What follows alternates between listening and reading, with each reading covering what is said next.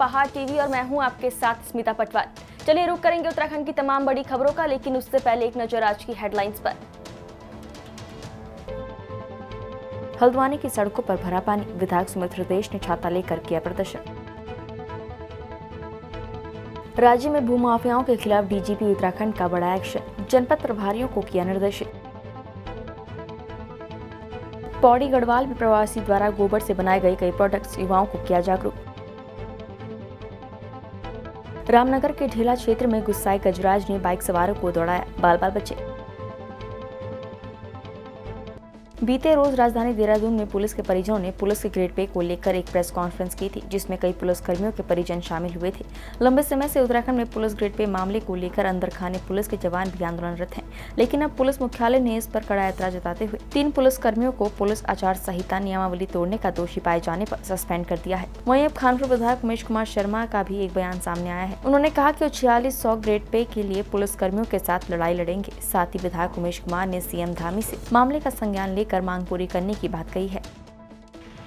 संविधान ने देश में सभी को समान अधिकार दिए हैं, अपनी बात रखने का अधिकार सभी को है। अगर पुलिसकर्मी 4600 के वेतनमान की मांग कर रहे हैं तो इसमें बुरा क्या है? सबका अधिकार है। सड़कों पर उपनल वाले धरना प्रदर्शन करते हैं, मुख्यमंत्री आवास को कूच करते हैं, अन्य जो शिक्षकगण हैं, हमारे शिक्षक एक बड़ा आंदोलन करते हैं। कौन सा विभाग है जो आंदोलन नहीं करता? अगर पुलिस कर्मचारियों ने शालीनता से अपनी भाषा को संयमित रखते हुए सीमाओं में रहते हुए कोई उनके परिजनों ने प्रेस कॉन्फ्रेंस कर दी या कह दिया या मांग कर ली 4600 वेतनमान की, तो बुरा क्या है इसमें? मैंने तो विधानसभा में भी सवाल लगाया था। अब उन लोगों को निलंबित कर देना ये बहुत ही गलत बात है। इस तरीके से अगर आप इस आवाज़ को कुचलने का प्रयास करेंगे तो ये आप बगावत की चिंगारी को भड़का रहे हैं। मैंने पहले भी कहा कि किसी की भी आवाज़ को कुचलकर उसका समाधान नहीं निकाला जा सकता। आपको पुलिस कर्मियों के साथ बैठना चाहिए, बैठ के बात करनी चाहिए, उसका हल निकाला जाना चाहिए।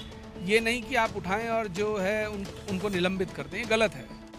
जनपद नैनीताल में मंडलायुक्त दीपक रावत ने अचानक सचिव जिला विकास प्राधिकरण, उप जिलाधिकारी नैनीताल और नगर पालिका के अधिकारियों के साथ ग्रीन बेल्ट क्षेत्र नैनीताल शहर के cement compound, pines garden, Birla चुंगी, आयर पाटा क्षेत्रों का औचक निरीक्षण किया। आपको बता दें कि इन क्षेत्रों में जमकर निर्माण कार्य अवैध रूप से किए जा रहे थे, पर प्राधिकरण के सचिव को इसकी भनक तक नहीं लगी। निरीक्षण के दौरान ग्रीन बेल्ट पर धड़ल्ले से हो रहे अवैध निर्माण पर गहरी नाराजगी व्यक्त करते हुए मंडलायुक्त दीपक रावत ने सचिव जिला विकास प्राधिकरण को निर्देश दिए हैं।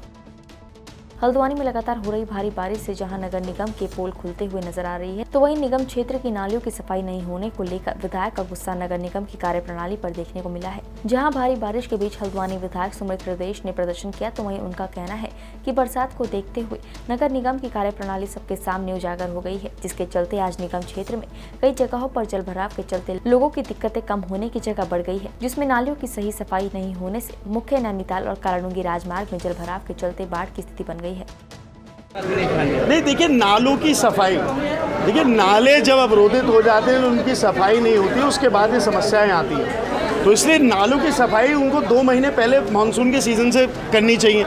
आप ही पत्रकार बंधु कैमरा लेके पूरे शहर में घूमते, आप कोई वीडियो दिखा दीजिए जो नाले की सफाई हुई। तो नालों की जब सफाई नहीं होगी तो ये परेशानी होनी लाजमी। राज्य में भूमाफियाओं के खिलाफ डीजीपी उत्तराखंड ने बड़ा एक्शन लिया है। सरकारी और निजी भूमि और भवनों पर अवैध कब्जा करने वाले भूमाफियाओं के खिलाफ सख्त कार्रवाई की जाएगी। पुलिस महानिदेशक उत्तराखंड अशोक कुमार ने ऐसे भूमाफियाओं को चिन्हित कर उनके विरुद्ध अभियोग पंजीकृत करते हुए गुंडा एक्ट के अंतर्गत जिला बदर करने, गैंगस्टर एक्ट के अंतर्गत कार्यवाही करते हुए अवैध रूप से अर्जित की गई संपत्ति का अधिग्रहण करने और इनके लाइसेंसी शस्त्रों को भी निरस्त करने के लिए समस्त जनपद प्रभारियों को निर्देशित किया गया है।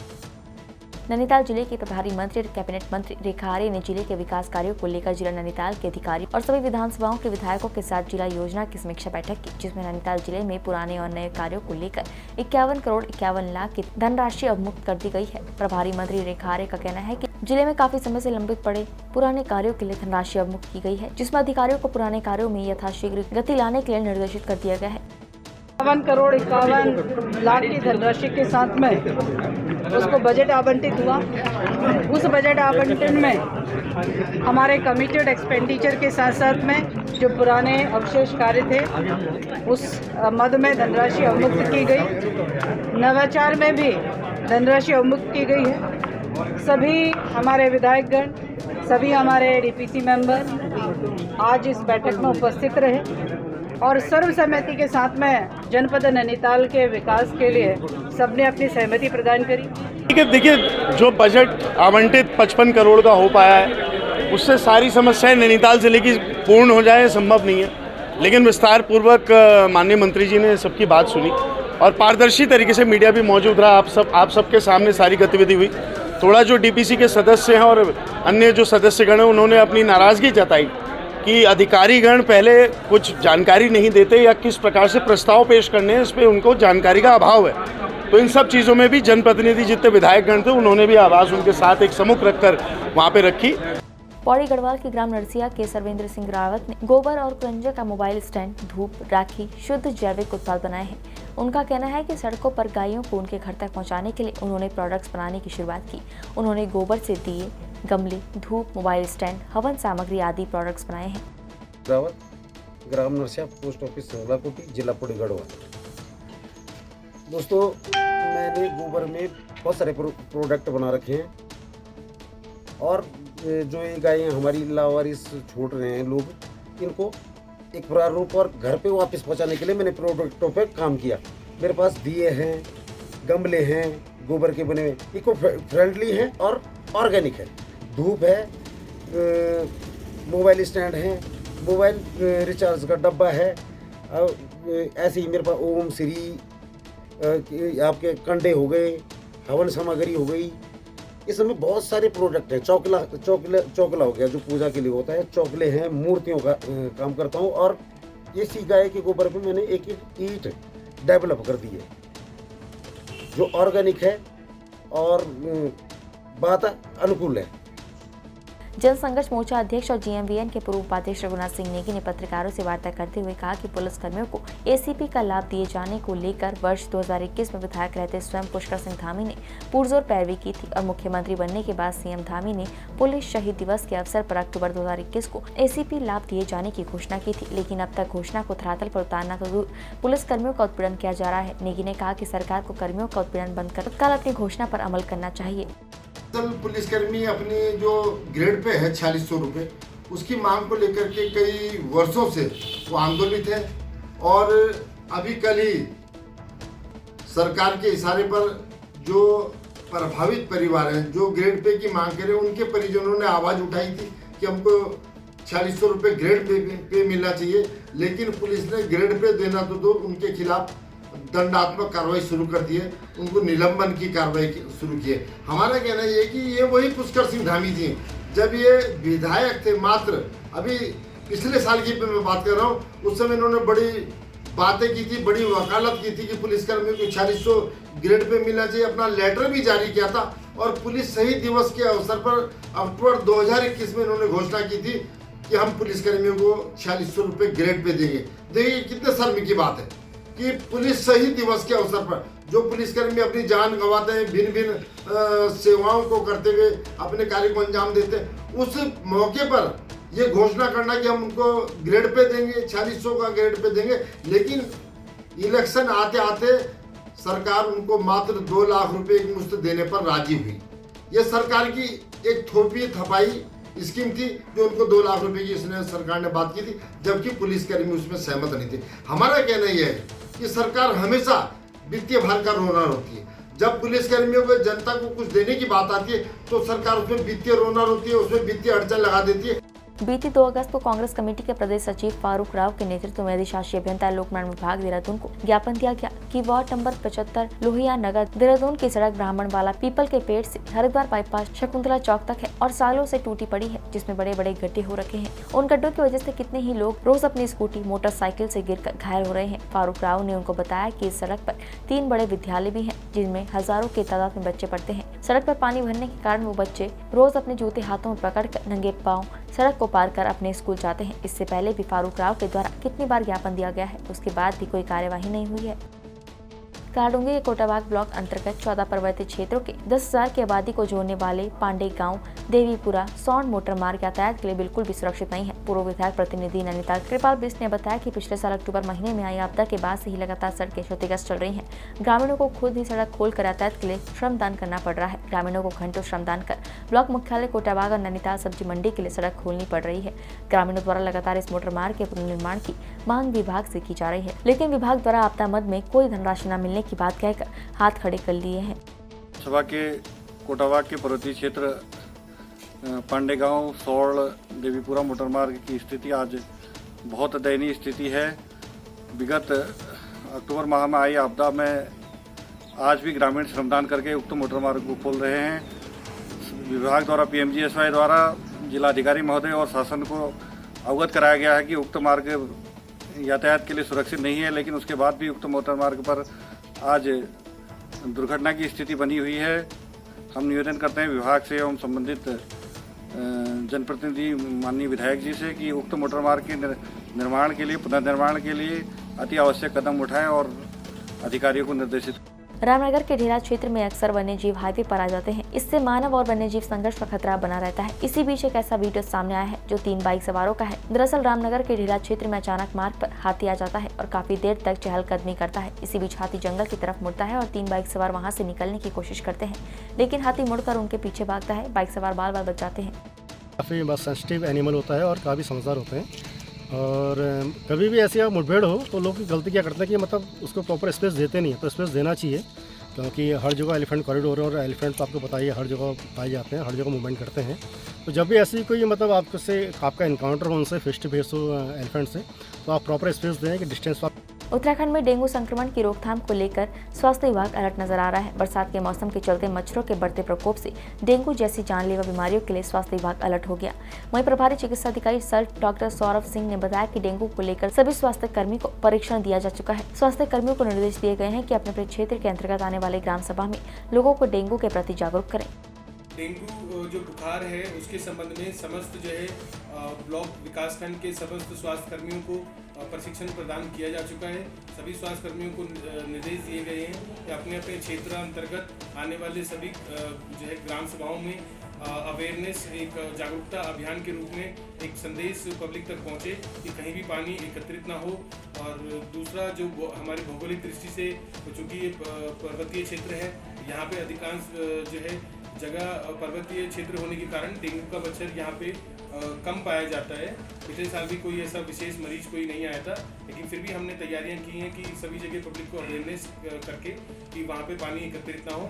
यदि कहीं पानी एकत्रित हो रहा है तो उसको हम जो है कोशिश करें कि वो ऐसा जो है साफ सफाई मेंटेन रहे। मसूरी प्रगतिशील विचार मंच के द्वारा मसूरी के रामा देवी इंटर कॉलेज के सभागार में मशहूर कहानीकार और उपन्यासकार मुंशी प्रेमचंद्र पर आधारित गोष्ठी का आयोजन कराया गया, जिसे 5 स्कूलों के छात्र छात्राओं ने प्रतिभाग किया और मुंशी प्रेमचंद्र जीवनी और उनके कार्यों पर प्रकाश डाला। इस मौके पर सामाजिक कार्यकर्ता पंकज अग्रवाल ने कहा कि वर्तमान परिप्रेक्ष्य में छात्र छात्राओं को मुंशी प्रेमचंद्र द्वारा लिखे गए कहानी और उपन्यासों के साथ उनके विचारों से अवगत कराना जरूरी है। कि प्रेमचंद जी की जन्मशती है वो एक बहाना होगा उन्हें याद करने के लिए। और मसूरी के जितने साहित्यिक मंच हैं, अली के एक साहित्यिक मंच है जिससे मैं बहुत साल जुड़ा रहा, अब भी जुड़ा हूँ, पर किसी वजह से सुरेंद्र पुंडीर चले गए, रब साहब व्यस्त हो गए, सुधीर गैलल्ला दुर्गुण चले गए। तो हम लोगों ने सोचा कि साहित्यिक दृष्टि से मसूरी में कुछ भी नहीं हो रहा है, बहुत बड़ा शून्य आ गया था। तो हम लोगों ने सोचा था और अब भी उस पर कायम है कि साहित्य के माध्यम से शहर को हम लोग गति देने का प्रयास करेंगे। उसके लिए गोष्ठी रखवाई थी जिसमें हम लोगों ने 5 स्कूलों को बुलाया था। उनका बहुत है, आपने देखा कि कितने कर्तव्यपूर्ण शब्दों का आदान प्रदान हो रहा है। जनपद नैनीताल और उसके आसपास नालों के बंद हो जाने से बारिश का सारा पानी सड़कों पर बहता है, जिसे कई बार मीडिया में उजागर किया गया है, जिसके चलते कुमाऊं मंडल आयुक्त दीपक रावत ने मुख्य अभियंता लोक निर्माण विभाग नैनीताल और सचिव झील विकास प्राधिकरण को निर्देश दिए हैं। चमोली के थराली विकासखंड के सोल घाटी में डूंगरी रथ गांव मोटर मार्ग पर बुंगा गांव के निचले हिस्से से हो रहा भूस्खलन यहां की आबादी के लिए नासुर बनता जा रहा है। इस भूस्खलन के चलते जहां एक और बुंगा गांव को खतरा उत्पन्न हो गया है, वहीं रथ गांव, घूमड़, घुमटी जैसे कई अन्य गाँवों के ग्रामीणों को भी भूस्खलन के चलते आए दिन सड़क बंद होने की समस्या से 2-4 होना पड़ता है। पिछले लंबे समय से इस पहाड़ी से लगातार भूस्खलन हो रहा है, जो अब बुंगा गाँव के निचले हिस्से तक जा पहुँचा है और कार्यदायी संस्था के लिए भी इस स्लाइड जोन का ट्रीटमेंट करना टेढ़ी खीर साबित होता नजर आ रहा है। आपके चैनल के माध्यम से सड़क निर्माण के तमाम अधिकारी वर्ग से कहना चाहूँगा कि ये सड़क जब से कटी है तब से बाधित है और ये सड़क की मैं तो कहूँगा कि सर्वे ठीक ठाक नहीं हुई है, जिस कारण देर सवेर जो है क्षेत्र में आने जाने का मार्ग पूरा अवरुद्ध हो रखा है। और वर्तमान समय में सोल क्षेत्र में एक पिंडर वैली लेवल का एक बहुत बड़ा मेला हो रहा है और मेला में हमारे खेल प्रेमियों को और प्लस जो हमारे यात्रीगण हैं उनको आने जाने की बहुत बड़ी सुविधा हो रही है और हम बराबर विभाग से संपर्क कर रहे हैं, लेकिन ये सड़क जो खुलाने का काम हो रहा है ये सही मायने में नहीं हो पा रहा। आपसे जानना चाहेंगे जो भूंगा वाला स्लाइड है लगातार वो बरसात में बंद रहता है, कितनी दिक्कतें आप लोगों को बरसात में उठानी पड़ती है? तो बहुत दिक्कतें हैं, लेकिन समय पे रोड नहीं खुल पाती है, पूरे गांव वालों को बहुत परेशानी होती है। और कितने गांव ऐसे हैं जो यहाँ पर प्रभावित इस समय बरसात के समय पे होते हैं? 7-8 गाँव हैं यहाँ पर। और उस समय कैसे आप लोग आवाजाही करते हैं? करते हैं फिर दूर जाके करते हैं यहाँ पर आई बैग।